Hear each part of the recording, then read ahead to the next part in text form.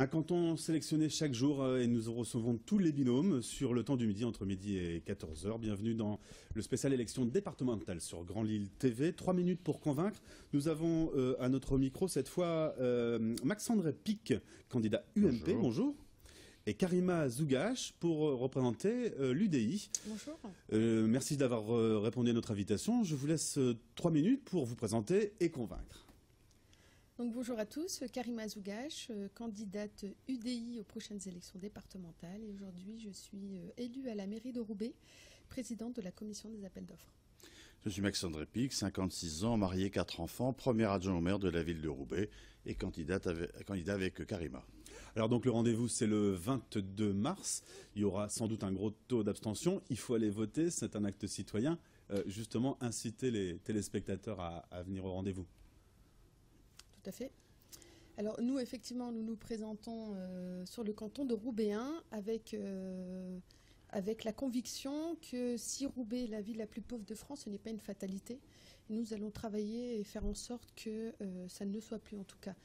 La première des actions, ce sera une politique de réorientation budgétaire. Pourquoi? Parce qu'aujourd'hui, il y a un certain nombre de décisions qui sont prises. Par exemple, simplement la construction d'un hémicycle à 20 millions d'euros. Donc nous pensons, nous constatons, c'est simplement pas du tout la priorité. Et nous pensons qu'il y a effectivement d'autres priorités, notamment l'insertion. Oui, parce que l'insertion dans une ville comme Roubaix est un sujet essentiel. Pratiquement la moitié des familles roubaisiennes vivent de minima sociaux et nous pensons que le Conseil général du Nord doit mettre le paquet à Roubaix et ça doit être la priorité absolue, insertion et emploi. Or, le Conseil général s'est retiré beaucoup de ce dispositif en supprimant des postes de référents, alors qu'il y a de plus en plus de gens bénéficiant du RSA. Il faut retourner voir ces familles, les aider, leur tendre la main pour qu'elles se réinsèrent et qu'elles retrouvent une vie digne et normale.